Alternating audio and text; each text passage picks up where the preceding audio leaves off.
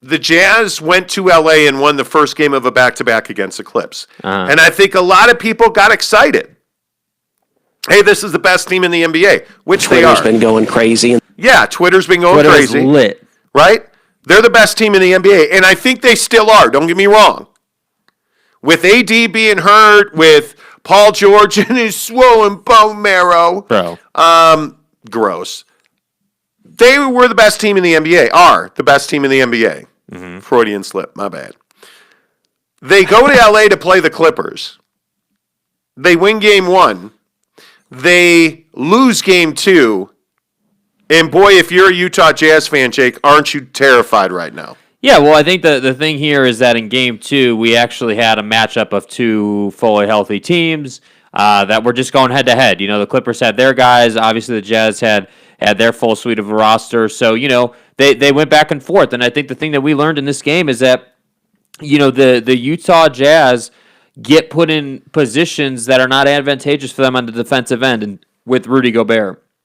And what I mean by that is teams like the Clippers or let's say the Lakers or let's say the Brooklyn Nets or any of these upper echelon teams in the league who are going to contend for a championship, they're not just simply coming down the floor and running their offense, right? Right. They're saying, okay, we know where the weak point is on this Jazz team, and we're going to exploit it. And that's exactly what they did and why they were able to win the game against the Jazz. They took Rudy out of the paint, they put him in the pick and roll, and they started getting high percentage looks. And I think if you're the Jazz, this is a real conundrum because there's not an easy answer to fix how exactly do the Jazz play against small teams.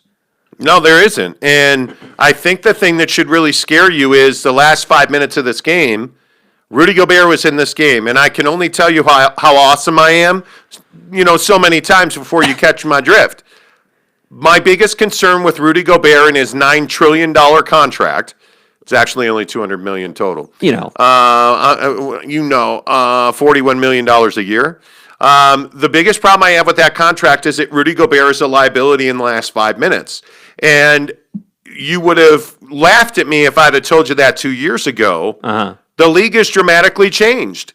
And I look at the way that the Clippers exposed Rudy Gobert, which is they put him in pick and roll, where the switch was Rudy Gobert to Patrick Beverley. It happened 3 straight trips. 2 of those 3, Patrick Beverley hit a jump shot. Yep. And the third was a 3 out of the corner that pretty much sealed the game. Yeah. And you could see the frustration on Donovan Mitchell's face because he knew what was coming. Yeah. It's not a secret. No, it's not rocket science on how teams are attacking the Jazz. They're going small. Even when you didn't have PG and Kawhi Leonard playing the other night. Yeah.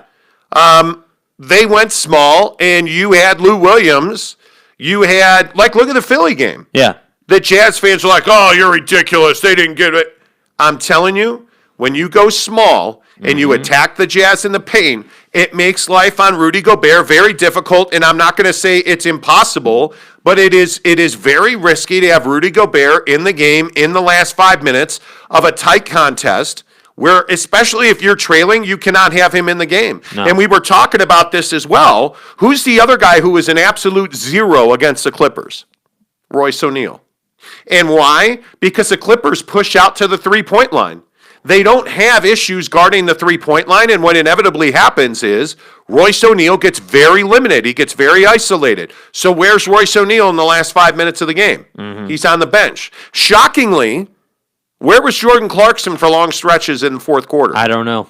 On the bench. I was really surprised by that. Yeah, and this is why I say, I think that the Jazz I know they're a top 4 team in the Western Conference, but I have some concerns about where do they actually fall against these top teams? Where do, if they're playing the Lakers and the Clippers and the Nuggets, how does that work out? I don't know if anybody saw late last week Jamal Murray go off for a 50 spot, and he's been hot. And then Jokic put up 50 last week too. So, that's a team that's trouble. The Lakers, when they're fully healthy, are going to be trouble. If, again, assuming that AD comes back and they're fully healthy, they would be trouble. So, I'm not saying that the world ended on Friday for the Jazz. No, certainly not. But what I am saying is that the Jazz need to quickly figure out what they're going to do to play defense on their terms and not the offense's terms, because that is the one weak point of this team. If you're an offense playing their defense, you can play on your terms, and that's Yes. always dangerous. That's exactly right. And I think the Jazz are a very good team. Mm-hmm. But if we're going to talk about the hierarchy of the Western Conference, because I just don't see a team in the East. Brooklyn is good. I don't think Brooklyn's elite. And I know that's crazy talk coming off of that win last night in L.A. Totally get it. I'm telling you, Brooklyn's a flawed team, especially when all three of those guys are playing. You know, there was a conversation about, James Harden and Kyrie Irving getting together. And, hey, you're going to be the point guard, I'm going to be the two. Mm-hmm. But I thought Jeff Van Gundy made a really good point on ESPN last night. You going to ask Steve Nash? Like, who's running that team? And what I'm telling you is, anytime the players are fully in charge of a team, you're in trouble. And I think they're going to have trouble playing at this level when Kevin Durant gets back. Because I think sharing the ball on that team is always going to be an issue. Mm. James Harden needs to be, at all times, Durant or not, James Harden needs to be the number one option. Yeah. He's the best player on that team. And I look at Kyrie Irving, and I look at the way Kyrie Irving was playing last night without the ball, and he really wasn't playing without the ball. Mm. Who made him last night? James Harden did. Yeah. There was a layup that Kyrie got under the basket. Where was he before that pass came in? Standing out of bounds watching the play. Mm. And then he saw a moment, and he hopped back in. Yeah. Like, you look at the way this Brooklyn Nets team plays, the biggest concern I have is their ability to share the ball when KD gets back. Yeah, I think that I think that's a great problem to have, number one. Number two, I think that, James Harden deserves a ton of credit. If you'd asked me in the prime years of James Harden as a Rocket, if he could ever be a, facilitating guy, a triple-double guy, I never would have said yes, because that's just never who he's been. But I think, with the Nets, he's turned into something else now. I mean, he's just a better player. Oh, he's earned a lot more respect. Yeah. He is, and this is a talking point around the NBA, the way that he has morphed his game and his attitude to fit into what Brooklyn needs from him. Yeah. Is remarkable. Yeah. Because he's been an alpha male. He's been a top dog everywhere he's been. Yeah. And he went to Houston and he became one of the best scorers in the NBA. And now he's become by far the best assist man in the NBA, which brings me to my next point about the Jazz. Uh-huh. Is you look at the elite teams. Sure, put Brooklyn there. I think Brooklyn's good, not great. I think they're good, not great. But we can agree to disagree on that. Yeah, either way, yeah. You look at the Lakers, without Anthony Davis, they're good. They're not great. Yeah. The Clippers, they have odd character flaws. And am I the only one who thinks it's weird to stare at Steve Ballmer's crotch when he's flailing his legs all over the place? Because I do feel like it's odd that Steve Ballmer sits in a folding chair underneath the basket and waves his legs around like he's having a seizure. And I say I'm just fired up to be here today. He's a 12-year-old kid, dude. Like, what are you doing? I'm pumped. Well, sit courtside, bro. Why are you sitting under the basket? Yeah, I don't know why he's sitting waving baseline. Your crotch in everybody's face. We're only here for one reason. Yeah, to look at your crotch, you dick. Like, I don't need to see it. Like, I'm serious. I don't need to see it. You know what I'm saying? Anyway, the point is, I think even when the Clippers are healthy, they're good, not great. Because they go through these stretches where all of a sudden they offense just stops. They don't function. Yeah. And you look at, they're another team that to be their best has to play small, which gives them a huge advantage. Because when Lou Williams and Pat Bev are in the game with Kawhi Leonard and Paul George, dude, you're in for a real handful with them. Yeah. And then you got to figure out, well, okay, what are we going to do at center? Right? Like, who's the best center on the LA Clippers right now? Zubats. It's he's probably not a center. He's not physically tough. Yeah. Right? Like, I don't know how you overcome that, because Morris he's so valuable, but then he just disappears. Like, look at the threes he hit against the Jazz. Yeah. He hit some big shots against the Jazz. Yeah. What did he do last night? Mm-hmm. Not much. Like, he wasn't. I just look at a lot of the situations in that game. Yeah. And I'm like, who is this Clipper team? But when they played the Jazz the other night, they played really well. So is that a Jazz issue or is that a Clipper issue? Well, I think it's, I don't know. I think you can make a case both ways, but here's what I would say about the Clippers. I think that the Clippers are a team that has to play small to get the optimal result for their squad, and I think that playing small is no longer a foreign thing in the league, and that's why I say that the Jazz are a team that is far over exceeding what their roster should be able to put out. You know, they're a team that is like they're a team that it should be like on this level, and because they're coached so well and because they have such heady players, they're able to reach for the sky and be up here. But at some point in the NBA, I'm telling you that talent does matter. It matters that the Clippers have PG and Kawhi and Lou Williams and all these guys that can just straight up score. But is Serge Ibaka a real factor on that team? He will be when they play the Jazz, yeah. Yeah, well, and he was. But where is Serge Ibaka at the end of the game? Not in the game. Yeah. They have the ability to go small, and I think that's when Morris becomes a real factor for them. But I also look at, the assist thing that I was talking about a minute ago. The Jazz are near the bottom of the NBA. They're 23rd in team assists per game. That's a real telling stat. And the reason that stat matters so much is because when you look at the way the Jazz play, they want to shoot a lot of threes. But I will continue to tell you, there is a tipping point where it becomes a drag on an offense when you shoot so many threes. Because, again, it makes Rudy Gobert, it makes him a non-factor on offense. When you have a team, again, I'll just use the Clippers because of what we saw against the Jazz. Yeah. The Clippers were able to outmaneuver the Utah Jazz on the rebounds. See Kawhi Leonard getting rebounds late. Yeah, absolutely, positively outmaneuvered them. And I know it's one game, but looking up and down the box in that game, the one thing that really stands out to you is that Rudy Gobert was not a huge factor in that game in any way, shape, or form. And I do think a lot of people in response to that would say, well, a lot of the stuff he does doesn't show up on the stat sheet, and there's a lot of intangibles. But at the same time, I also kind of disagree with that because I think in a big game like that against the Clippers, or just again, and I know we bring this up every time, but think about them in a 7-game series against the Nuggets or the Clippers or the Lakers or any of these teams that we always talk about with the Jazz.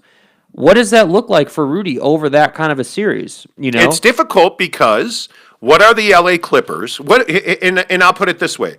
What are the Clippers?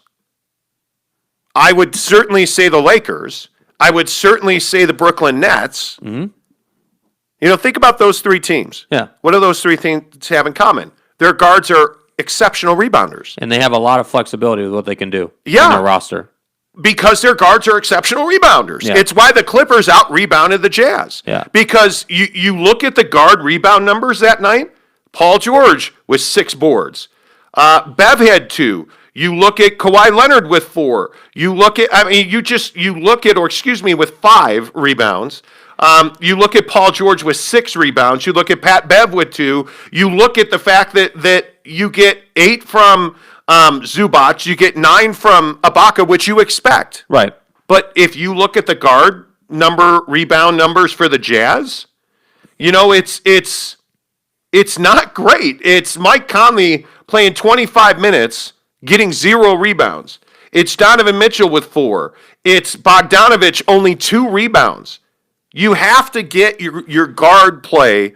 And really, with Bogdanovich, the problem is he's not an interior player. He's really good at the basket, finishing at the basket, but he would much rather be at the three-point line. He's not a gritty guy. No, not at all. And I think one of the things that you're going to have to fight on this team is that you have a bunch of guys at the top of the conference who rebound well. Yeah. And so if you go back to the assist numbers, where are those assists going to come from? When you're 23rd in the NBA in team assists per game, if you're the Jazz, you have to take your exceptional ball movement because they move the ball exceptionally well. Yeah.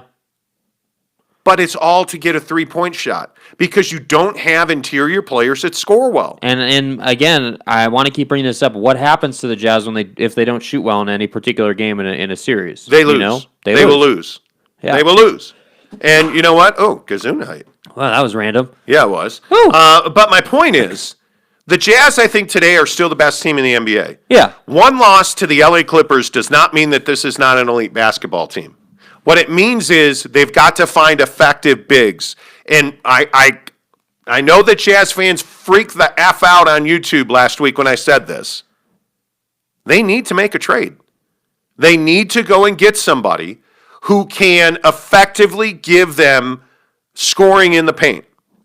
And I don't know if that's a power forward. I don't know. But what do you say? What do you say to people or Jazz fans, not people, Jazz fans who say that Rudy is giving them that? Because you usually, most nights he's somewhere between 17 and 20 points. Right, but that's because most nights this is the haves and the have-nots in the NBA. Mm-hmm. There are very few haves. Right? Again, not to be redundant. It's the Bucks are not an elite team. Like this is something I think people have to grasp. The Bucks are not elite. The Sixers without Joel Embiid are not elite. But those teams win when they can out-athlete you, and that's why they win a lot. But True. in postseason time, that's when they But struggle. they can't out-athlete the Jazz on most nights. Right. Because the Jazz have exceptional Athleticism. athleticism. Yeah. They really do. Yeah. But what the Jazz can't do is count on half-court offense to win them a game. They need – how many times are we going to see the Jazz pull up for three on the break? Because it happened in L.A. the other night with Bogdanovich. Yeah. We saw it the other night with Clarkson. Like, they love doing that. And I'm okay with that. But you better understand against elite teams, you better be able to play – somebody better be able to play with their back to the basket. Yeah, and I think against elite teams, you're not going to get the transition game because they're not – elite teams – and again, this is just another factor, but elite teams don't just settle for threes. They don't. They do not. And again, I'm not saying the Jazz are where the Rockets were against the Warriors in the postseason, right? If you remember, Harden going 0 for 27 and the Rockets essentially lose the series because of that. I don't think the Jazz are in that bad of a place where the Rockets were, because essentially that's all the Rockets did. The Rockets didn't even have a big who could even do anything for them. No. At least the Jazz have that. But I think the Jazz are a team that just don't have a lot of half-court offense options. And yeah, they have good ball movement from time to time. They do make Sports Center for their ball movement on occasion. But at the same time, I'm just telling you, against these talented defensive teams who understand how to play great team defense, the Jazz are going to have a big fight on their hands in terms of getting past these teams. And I have big concerns about that. Wait until clutch time. Wait until it really matters. Rudy Gobert will be there when the Jazz need him most. But when do the Jazz need him most? Was he there last year? Was he there last year? Yeah. In the bubble? No.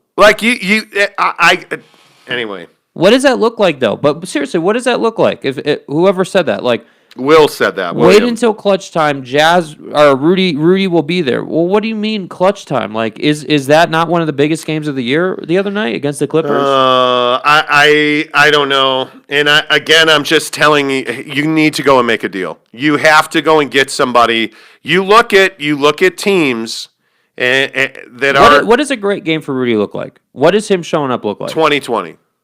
I would agree. 2015. 2015 is a great game, but that's just not who he is against elite teams, because you're not going to get clean up garbage time baskets late in games against elite teams. Yeah. Because you're going to be in the corner guarding Pat Beverley. And if you're not, he's going to hit an open three. Because you talk about ball movement and you talk about elite basketball, that's what we saw from the Clippers. Hell, they lost to Brooklyn, and I think they did some really good things. Yeah. They lost to Brooklyn because Paul George couldn't play the last 7 minutes. For whatever reason. Well, it was a minutes restriction. Yeah, they whatever, said. dude. But it is February. It's not March or April. And he's coming off of a really bad bone bruise in his toe. They win that game if he plays. They Just do. telling you. He played exceptionally well last night. But I agree. What is losing to Brooklyn in February mean? So let me ask you this then: if we're going to say that about the Clippers losing to Brooklyn, then some Jazz fans would be like, "Oh, well, then this loss to the Clippers doesn't matter for the Jazz," But you know why it matters more? Because of the way you won on, what was that, Wednesday night? in the way you lost on Friday night. Mm-hmm. Because, and I need to go back and look at his numbers. Rudy had a big game the other night. He did. 23 and 20.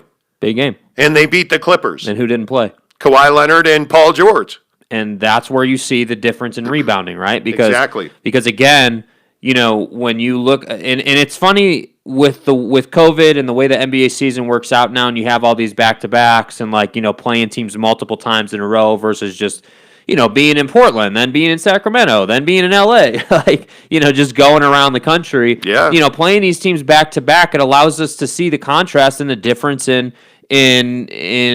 one night versus the other. And literally that is the difference. You see on the second game, you've got Paul George and Kawhi Leonard rebounding the hell out of the ball, scoring the ball really well, leading the offense like they always do. But then in the first game, they weren't there, so Rudy had a big game. And I'm just telling you, in the postseason, the second game is much more accurate to what we will see. Yes, I agree 100%.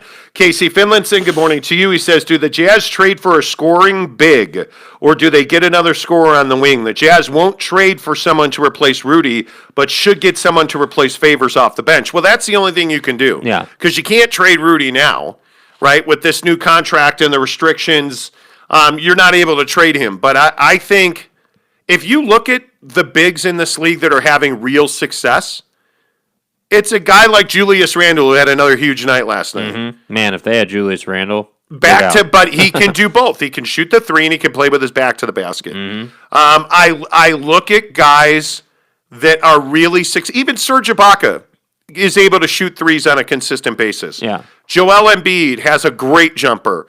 I look at the bigs in this league now, and we see this more and more and more. It's why Milwaukee's not elite. Mm-hmm. Why is Milwaukee not elite? Because Giannis can't shoot. Because Giannis will run you off from the half-court line. Hey, that's cool. In the last 7 to 10 minutes against Milwaukee, you're just not going to guard him at the three-point line. And that's exactly what the Jazz did. They beat him. Because he can't beat you. Yeah. He cannot beat you.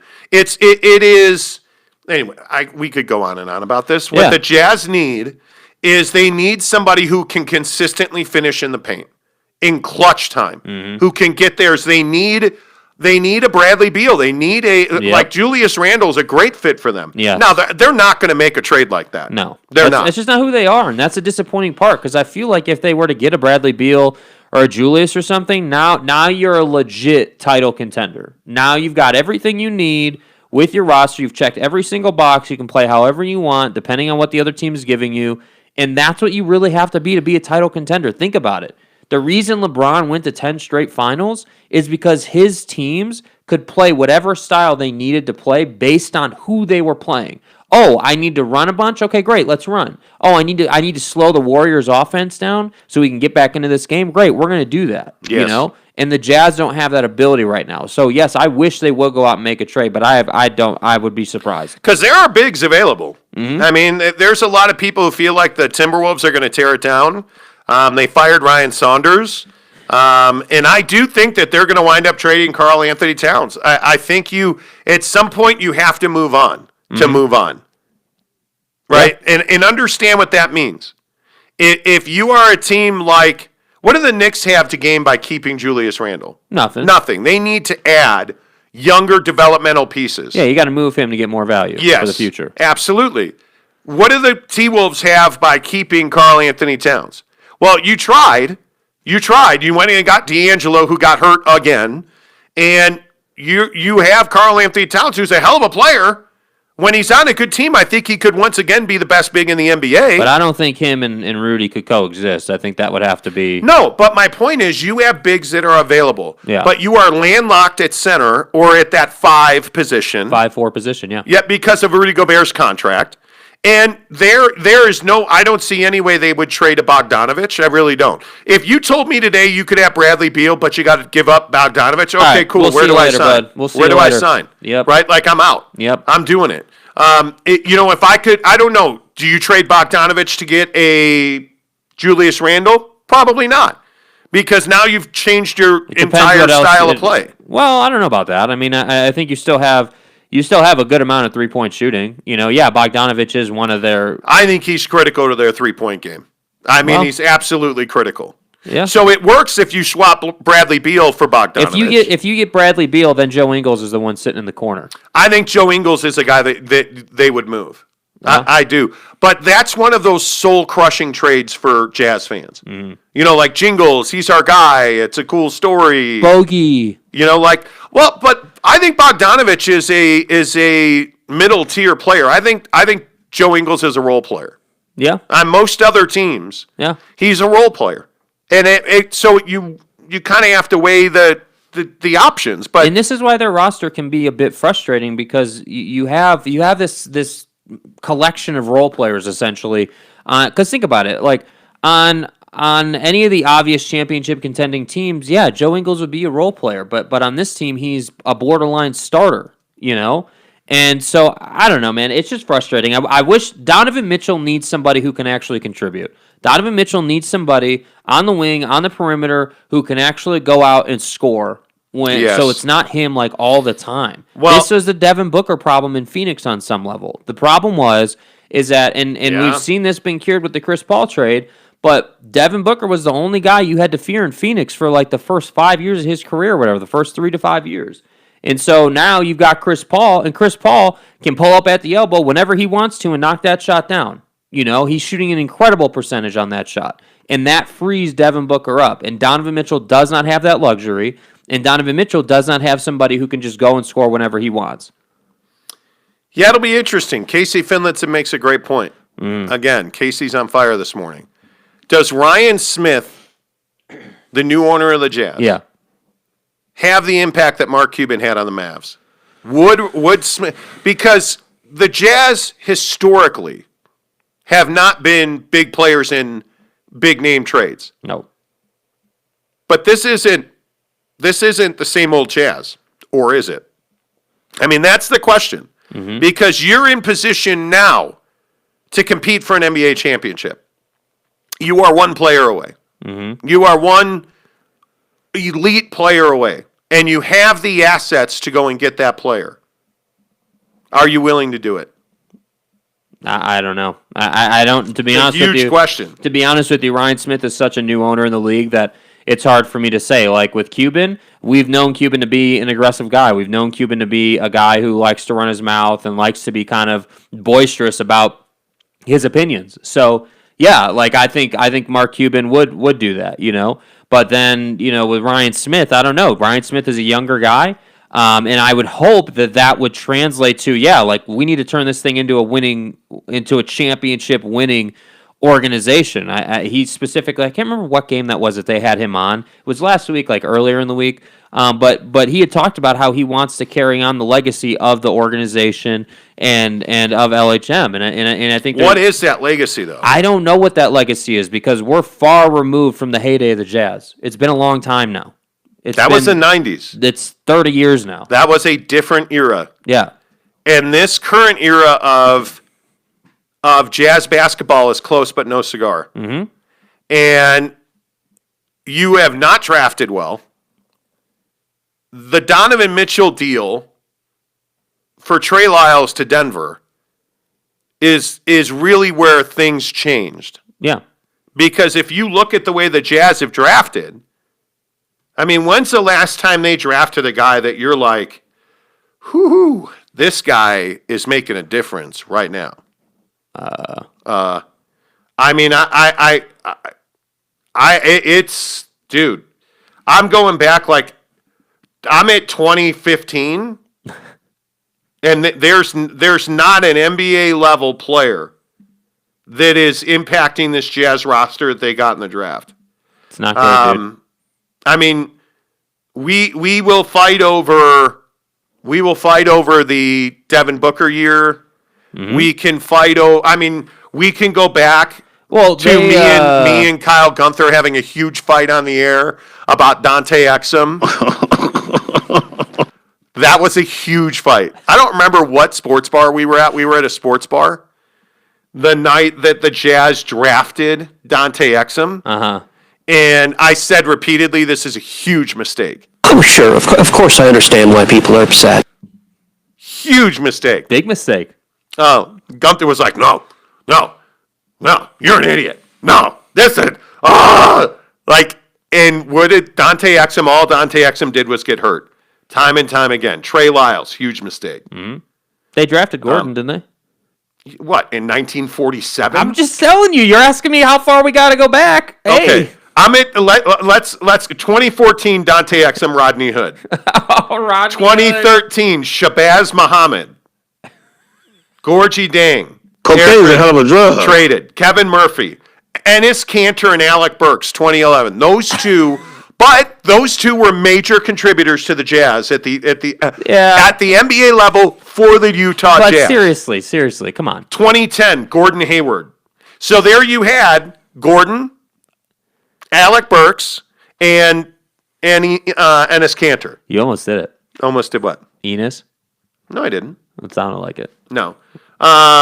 Enos rhymes with. Anyway, point is, other than that, let's not forget Costa Koufis. I mean, who could... Who? Costa... Morris Ullman, Ronnie Brewer. Oh, Paul Millsap. Paul Millsap was a really good pick. He's been a solid NBA player. 1986. Yeah. No, 2006. Darren Williams. Well, that might have been the last, Darren Williams was a savage, dude. He was. And then he had to leave because he was such a savage. Yeah. But if you go up and down this list, there's just not, they rarely, if ever, win in the NBA draft. Yeah. And I just think, I hate to say it because Larry H. Miller, I think, changed the fortunes of this team. But my license plate says flu game, goddammit. Trust me, I know those series inside and out. And it was just not quite good enough. Is this the dagger? That strip of Karl Malone, that was a push-off. Well, they didn't call it, so it's not. It's only a speeding ticket if you get caught, Yeah, man. right? I want this Jazz fans deserve a championship. I didn't sleep for the past 2 nights because of this. I was that upset. I mean, Friday night was a tough night. And the worst part is it plays to your insecurities. Holy cow, the Jazz are terrible in the draft. Yeah. And I've said that for years now. Yes. For years. Yes, you have. And again, I feel like, so here's the thing. In terms of the show, and actually I do think it was Casey on Twitter on Friday who said this, maybe it was Saturday, but I do feel like that loss is kind of showing people that there is some vulnerability on this team. That, the 25-5 record was put together on some, on some teams that weren't 100%, and, there's some work to be done. Now, do I think the Jazz could beat the Clippers if they played them again? Absolutely. Yeah, I do think that they're more than capable of beating the Clippers. I have no doubt about that. But it's just a matter of, hey, in crunch time, who do we believe is going to make more shots? Who do we believe is going to get the better opportunities? And that really is the tough part. The Lakers, if Anthony Davis plays again this year and doesn't wind up going KD on that Achilles, the Lakers are the best team in the NBA. I think the Clippers are number 2. Everybody's at 100%. We're playing a 7-game NBA Finals. Yes. Lakers 1, Clippers 2, Jazz 3. Yeah. That's how I would have it. I don't see, the Phoenix Suns right now are the 4th best team in the Western Conference. I'm not worried about them. I'm not worried about The Nuggets are the team that I'm worried about. They are the team I'm worried about. Yeah. I look at the Nuggets are not playing good basketball. And they're finding ways to win. And they're getting superhuman performances to do it. Mm-hmm. Jokic and Murray are trading 50-point games. How does he score? What did he score the other night? 48 or 50 points without shooting a free throw? Yeah. I mean, I'm telling you, he's a problem. we get it. We get it. He's a problem. But they lose. I look at, here's the other question. Why on earth is Brad Stevens still a head coach in the NBA? No idea. At what point does somebody say the Boston Celtics are underachieving? So the Boston Celtics are up 24 points on the Pelicans last night. Right? They're up 24 points, 6 minutes left in the third quarter. You're like, all right, cool. We're coasting to this win, right? This is an easy win. I don't think so. Oh, wait. From the 6-minute mark in the third quarter to the end of the game, the Pelicans went on a 49-19 run to win the game in overtime. I don't know how he's still the head coach of the Boston Celtics. I don't know where the Boston Celtics are going because they're not going to win a championship because they're never beating the Nets. That's not happening. So not really sure where they're at. They're another team that's in no man's land versus a team, again, like the Jazz. At least the Jazz have, I feel like Quinn Snyder's done a great job this year, and he is getting accolades now, which is awesome. I think the Jazz have, for the most part, have earned their spot as the top team currently in the NBA. And I think that the Jazz have a lot of momentum on their side right now. But there are a lot of teams like the Celtics who are just in no man's land right now, and that's like the worst spot you could be in.